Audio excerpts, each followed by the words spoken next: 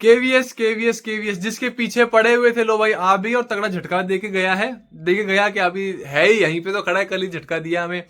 तो उसी जो नोटिफिकेशन है उसको हम डिटेल में देखने वाले हैं, उसमें क्या चीजें हैं जो हमें ध्यान में रखनी है और किन चीजों में थोड़ा सा चेंज आया, थोड़ा सा क्या बहुत चेंज आया काफी चीजों में। तो उन चीजों को हम देखने वाले हैं। तो इस वीडियो को एंड तक देखना, मैं बहुत अच्छे तरीके से एनालाइज करने वाला हूँ इस पूरे नोटिफिकेशन को और आपको बहुत सारी नई चीजें सीखने को मिलेंगी। हम चलते हैं सीधा मेरी कंप्यूटर स्क्रीन पर। मैं आप सभी का बहुत बहुत स्वागत करता हूं मेरी कंप्यूटर स्क्रीन पर। जैसा कि आप देख पा रहे हैं, रिक्रूटमेंट नोटिफिकेशन 012025 जो कि केवीएस का और एनवीएस का कंबाइंड आया है, टीचिंग भी और नॉन टीचिंग पोस्ट का। समझ गए? अब मैं आपको ना इसमें इंपॉर्टेंट चीजों पे लेके जाऊंगा। ये जो चीजें आपके लिए यूजफुल नहीं है वो दिखाने का कोई फायदा नहीं है, ठीक है? जो आपके लिए इंपॉर्टेंट है वो। पहली बात ये कि आप जिस भी पोस्ट के लिए अप्लाई कर रहे हो, आप नंबर ऑफ वैकेंसीज यहाँ चेक कर सकते हो। तो हर ऑलमोस्ट फील्ड में या फिर हर ऑलमोस्ट पोस्ट के लिए वैकेंसीज हैं। असिस्टेंट कमिश्नर के लिए, प्रिंसिपल, वाइस प्रिंसिपल, पीजीटीज के लिए भी सारी पोस्ट है। ये केवीएस वाली है, लिखा हुआ ऊपर केवीएस, है ना, जो कि टोटल 1465 है। और एनवीएस के पीजीटीज की अलग है, ठीक है?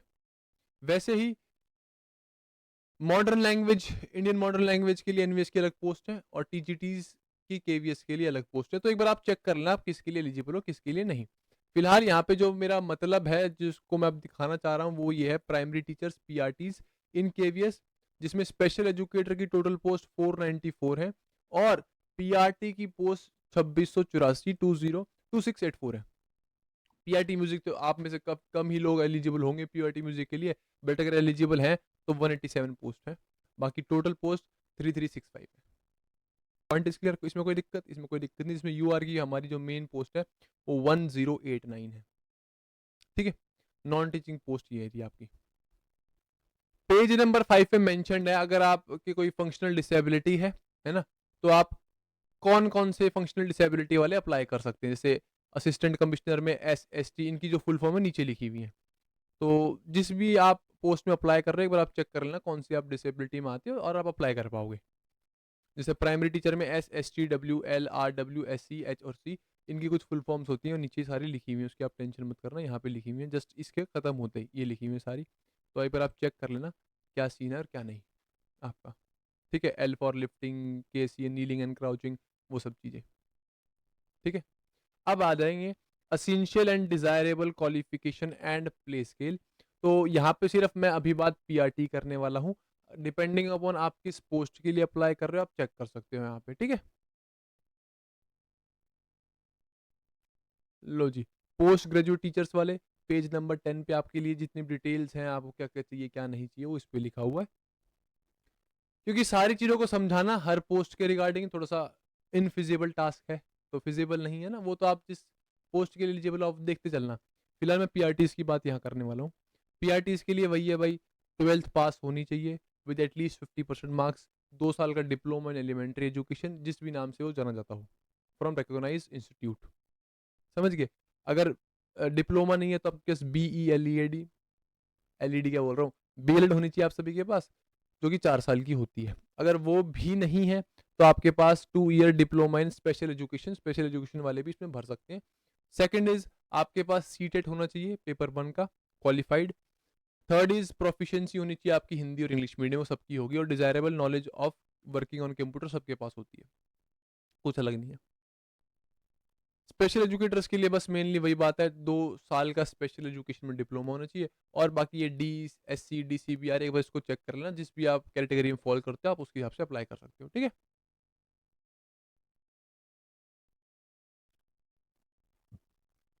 अब बात कर लेते हैं एज रिलैक्सेशन की। SC STs को 5 साल की एज रिलैक्सेशन है। OBCs को, नॉन क्रीमी लेयर को ही मिलेगी सिर्फ 3 साल की रिलैक्सेशन है। और वुमेन, हर कैटेगरी की women, only applying for PGT TGT librarian and PRT, हर किसी भी कैटेगरी की वुमेन, चाहे जनरल हो चाहे युवा, SC ST कोई हो सकती है। 10 साल का रिलैक्सेशन है आप सभी को। बाकी कोई एम्प्लॉय है ऑलरेडी एनवीएस का या फिर केवीएस का, कोई सेंट्रल गवर्नमेंट में 3 साल से एम्प्लॉय है, उनके अकॉर्डिंगली अलग अलग रिलैक्सेशन है। बाकी आप सभी की मेनली 3 ये ऊपर वाली काम की है, मुझे लगता है नीचे वाली कोई काम की आएगी।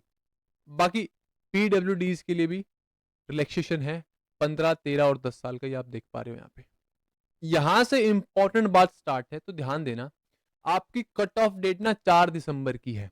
मतलब 4 दिसंबर से पहले पहले आपकी एजुकेशनल क्वालिफिकेशंस होगी, एज लिमिट होगी, कोई भी आपका डॉक्यूमेंट हो, उसके अंदर जो डेट है वो 4 दिसंबर से पहले पहले की होनी चाहिए। तो अगर आपने ईडब्ल्यूएस या फिर ओबीसी एनसीएल का सर्टिफिकेट नहीं बनवाया है, और अगर बनवाने जा रहे हो, तो उसमें जो डेट है वो 4 दिसंबर से पहले पहले की होनी चाहिए। एक पॉइंट तो ये क्लियर हो गया।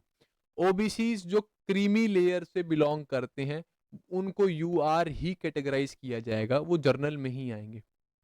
वही ओबीसीज को कोटा मिलेगा या फिर रिजर्वेशन मिलेगा जिनके पास ओबीसी एनसीएल का सर्टिफिकेट है।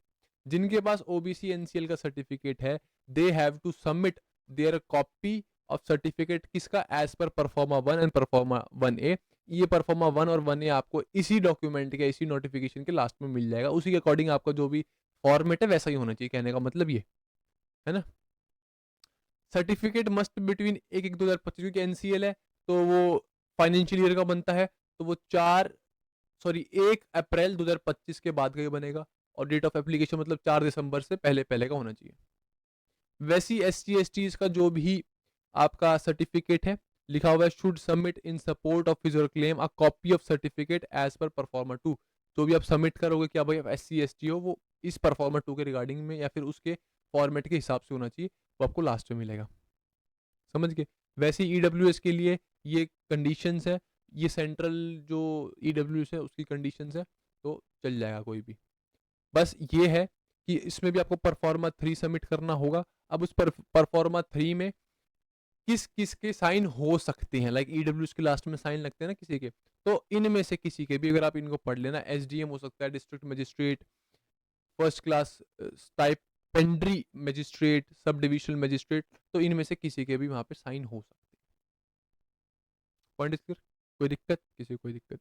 अब यहाँ पे बात है ध्यान देने वाली, जो मेरिट लिस्ट है वो प्रिपेयर की जाएगी सिर्फ टीयर 2 और इंटरव्यू के बेसिस पर। टीयर 2 की वेटेज होगी 85% और इंटरव्यू की वेटेज होगी 15%, जिसमें इंटरव्यू आपका 100 नंबर का होगा। कोई दिक्कत। और टीयर 2 भी अगर आपको पता तो 100 नंबर का आपका है। आगे देखने वाले हैं क्या कुछ उसका ब्रेकेज रहता है। इन सभी एग्जाम्स के लिए जो 10 एग्जाम्स हैं, इन सभी के लिए टीयर 2 और इंटरव्यू की वेटेज 85% और 15% के हिसाब से होगी। तो यहाँ पे आपका पीआरटी भी आ रहा है। बाकी कुछ स्टेनोग्राफर वगैरह उनका अलग से स्किल टेस्ट होगा टीयर 2 के रिगार्डिंग, तो उनका कुछ अलग सीन है। वो भाई हमारे केस में नहीं हुई, हम सिर्फ पीआरटी या फिर टीजीटीज को देखने वाले हैं, तो वो अपने से अलग है। जो टीयर 1 होगा वो प्री एग्जाम होगा, जो कि क्वालिफाइंग होगा। क्वालिफाइंग मतलब ऐसा नहीं है कि कोई एक पर्टिकुलर नंबर दे देंगे भाई 70 नंबर से ऊपर वाले पास है, नहीं। क्वालिफाइंग मीन्स इसमें भी कट ऑफ आएगी, बट हाँ इसके नंबर जुड़ेंगे नहीं एट द एंड कहीं पे भी। 2 घंटे का ये पेपर होगा, उसमें 100 क्वेश्चंस टोटल होंगे, जिसमें से 20 रीजनिंग के, 20 मैथ्स के, 20 कंप्यूटर, 20 जीके, 10 इंग्लिश और 10 कोई भी इंडियन मॉडर्न लैंग्वेज, हिंदी लेंगे, मैक्सिमम होती है 10 नंबर की हिंदी। समझ गए। एक क्वेश्चन होगा 3 नंबर का, तो 20 क्वेश्चन 60, 20 क्वेश्चन 60, वैसे ये पूरा पेपर 300 नंबर का अपना है। समझ गए। इसमें कोई दिक्कत, इसमें भी कोई दिक्कत नहीं है। अब क्योंकि मैंने बताया ना कुछ अलग एग्जाम्स हैं तो उनका कुछ अलग पैटर्न हो सकता है, तो ये कुछ अलग एग्जाम्स हैं जिनका कुछ अलग पैटर्न है, अलग पोस्ट। अब बात ये है बात कि जो इंडियन मॉडर्न लैंग्वेज है वो आप इनमें से कोई भी चूज कर सकते हो, हिंदी, असमीज, बंगाली, गुजराती, कन्नड़, मलयालम, मराठी, ओडिया, डिपेंडिंग अपन आपको कौन सी आती है और कौन सी नहीं। पंजाबी भी है, तमिल भी है, तेलुगु और उर्दू। ठीक है, चलो जी। अब बात है ये ध्यान देने की, जो टीयर 1 होगा assistant commissioner, principal, vice principal, PGT का, उसका जो लेवल होगा वो होगा पोस्ट ग्रेजुएशन लेवल। जो भी टीयर 1 होगा, टीजीटीज का, एडमिनिस्ट्रेटिव ऑफिसर्स का, फाइनेंशियल ऑफिसर्स का, जो भी आप इसमें नाम देख पा रहे हो, स्टेनोग्राफर्स का, इनका जो लेवल होगा वो होगा ग्रेजुएशन लेवल। और जो अपना है पीआरटीज का, जूनियर सेक्रेटरीट, लैब अटेंडेंट का, इन सभी का लेवल होगा सीनियर सेकेंडरी लेवल। तो मतलब 12th तक का जो भी सिलेबस है, 12th तक का आपके पास नॉलेज होनी चाहिए। बट जहां तक मुझे लगता है कि ये ना जैसे अपने जनरल पेपर आते ना कॉम्पिटिटिव वाले, मैथ्स जो वही प्रॉफिट लॉस, समझ रहे हो, मैथ्स जैसे रीजनिंग, वही सेम आने वाला है। बाकी अभी हम देखेंगे आगे कल या फिर परसों में जो सिलेबस को एनालाइज करके देखेंगे क्या है क्या नहीं। ठीक है जी। और जो MTS है उसका सेकेंडरी लेवल है, इस बात क्लियर होगी। जो Tier 1 है उसकी, जब Tier 1 हो जाएगा तो Tier 2 के लिए 10 गुना बच्चे लिए जाएंगे। जैसे कि फॉर एग्जाम्पल मैंने मान लिया 3000 पोस्ट है प्राइमरी की, तो सिर्फ और सिर्फ 30,000 बच्चे ही क्वालिफाई करेंगे Tier 2 के लिए। कंपटीशन अब की बार अच्छा होने वाला है। तो यहाँ पे लिखा हुआ है 1:10 में, मतलब एक पोस्ट के बदले 10 बच्चों को सिलेक्ट किया जाएगा Tier 2 के लिए। अब जो Tier 1 है उसमें हर क्वेश्चन 3 नंबर का है, हर क्वेश्चन 3 नंबर का है, और 1/3 की नेगेटिव मार्किंग भी है। क्योंकि पेपर ऑफलाइन होने वाला है, उसमें लिखा हुआ है अगर आप एक आंसर में एक से ज्यादा गोले भर देते हो तो जो आपका उत्तर है वो गलत माना जाएगा और आपकी डिडक्शन भी की जाएगी। समझ गए, इसमें कुछ ऐसा नया है नहीं।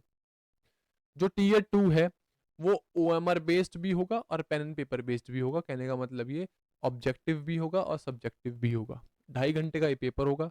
60 क्वेश्चन ऑब्जेक्टिव के होंगे और 10 डिस्क्रिप्टिव के होंगे, लिखने वाले होंगे, सब्जेक्टिव होंगे।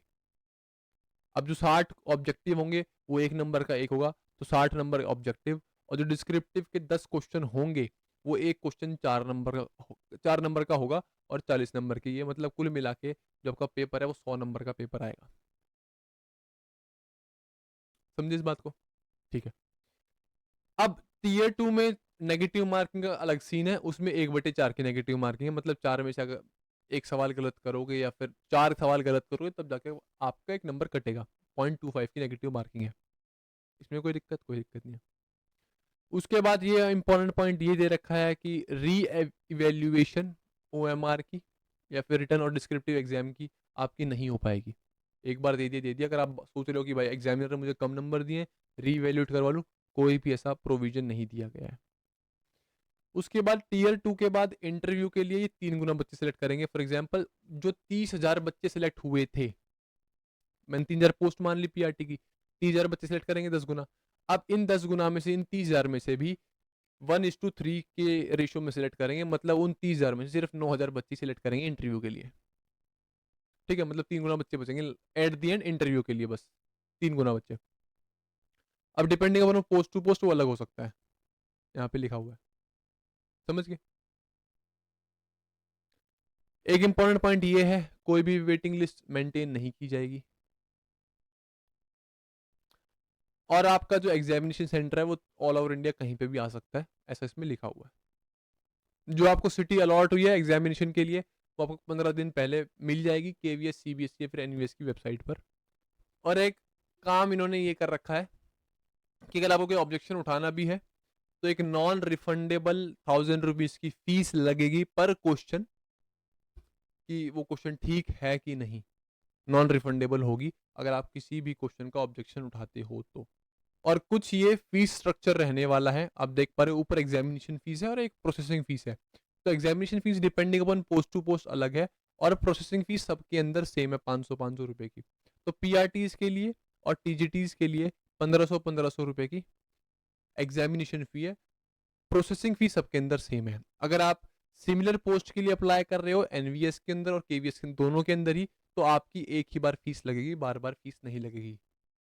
अलग अगली चीज ये है कि examination fees SC ST PWD और एक्स सर्विसमैन के लिए नहीं है, बट हाँ प्रोसेसिंग फीस सबके लिए है।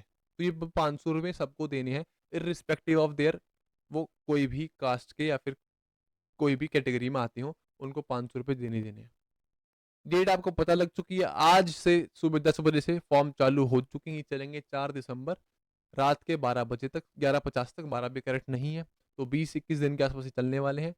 लास्ट में परफॉर्मा दिए हुए हैं, एक बार आप इनको देख लेना और इसी के हिसाब से आपको जो भी फॉर्मेट वगैरह है और इसी में आपको लिखवाना भी है। समझ गए? ये परफॉर्मा अपने अपने हिसाब से OBCs के हिसाब से, EWS के हिसाब से, PWDs के हिसाब से वो अपना देख लेना कौन सा किसका आप एप्लीकेबल हो। ये दिया गया है Tier 2 का सिलेबस भाई। इतना मतलब मैं बोल रहा हूँ किस भाई साहब ने ये चीज बनाई है कि PRT से पेडागोजी ही हटा दी भाई। अगर आपको यही नहीं पता लग रहा आपका टीचर कितना डेप्थ है पेडागोजी में, बच्चों को पढ़ाने में, तो आप क्या उसका पता कर पाओगे? सिर्फ बेस्ड ऑन वो कैलकुलेशन करवा के देख लोगे तुम मैथ रीजनिंग की, उससे तो तुम्हें बैंकर चाहिए कि तुम्हें टीचर चाहिए, पहले ये बताओ, है ना। तो इस जो पीडीएफ है 98 पेजेस की पीडीएफ है, इसके अंदर हर टीचिंग पोस्ट के अकॉर्डिंगली उनका सिलेबस लिखा हुआ है। पेज नंबर 80 पर पीआरटीज का टीयर 2 का सिलेबस लिखा हुआ है, जिसके अंदर कॉम्प्रीहेंशन है, राइटिंग एबिलिटी के अंदर फॉर्मल इनफॉर्मल लेटर्स हैं, ग्रामर और यूसेज है।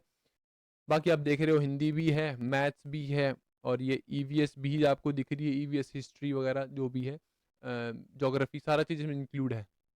बेसिकली जी के टाइप मान लो, बस करंट नहीं दी हुई, और तो क्या है इसके अंदर। विजुअल आर्ट्स के अंदर object and still life art है, बेसिकली वो पेंटिंग पुंटिंग का सामान, आर्ट्स का भी सामान दे दिया है। और आपका कहीं ना कहीं थोड़ा सा वर्क एजुकेशन मान लो, yoga, physical and motor fitness, diet, safety, first aid, fundamental skills, badminton, football, kabaddi, इन सब के बारे में भी दे दिया है। ठीक है, बस यही टीयर 2 का सिलेबस है, इसमें कहीं पेडागोजी का नामो निशान नहीं है। तो मुझे समझ नहीं आ रहा ये चाह क्या रहे हैं। इन्हें टीचर चाहिए कि कोई बस एप्लीकेशन लिखने वाला कैलकुलेटर की तरह कोई मास्टर चाहिए। ठीक है, देखो अब जो दे दिया उसका हम कुछ नहीं कर सकते, we all have to just accept it, और इसके अकॉर्डिंगली हमें तैयारी करनी पड़ेगी, है ना। तो सिलेबस के रिगार्डिंग कैसे क्या चीज़ें हम डिस्कस करेंगे अगली क्लासेस में या अगली वीडियोस में। ये सिलेबस है पीआरटी स्पेशल एजुकेटर का, जिसके अंदर हाँ पेडागोजी दी हुई है, बहुत अच्छी बात है भाई। पेडागोजी तो देखो एटलीस्ट होनी चाहिए थी। आप एनपी में चिल्ला चिल्ला के गले फाड़ के बोल रहे हो कि भाई टीचर अडेप्ट होना चाहिए, टीचर स्किलफुल होना चाहिए, टीचर को पता होना चाहिए कैसे पढ़ाना चाहिए, और आप उसी का टेस्ट नहीं ले रहे हो मेनली, तो आप चाह क्या रहे हो मुझे ये नहीं पता। तो दोस्तों होप सो वीडियो अच्छी लगी होगी, इसमें आपको डिटेल में पता लग गया है कौन सी चीज़ इंपॉर्टेंट है, किन चीज़ों पर आपको ध्यान देना है। सिलेबस के रिगार्डिंग आगे हम आपकी कैसे प्रोसीड करना है, कैसे हमें डीटर प्लस बी और केवीएस को साथ में लेके चलना है, इसके बारे में हम रिगार्डिंग कंप्लीट वीडियो आपको आगे आने वाले दिनों में देखने को मिल जाएगी। तब तक के लिए हम आपसे लेते हैं विदा। जय हिंद, वंदे मातरम, राम राम सभी को। Thank you so much. अगर आपको वीडियो अच्छी लगी हो आप लाइक कर सकते हैं।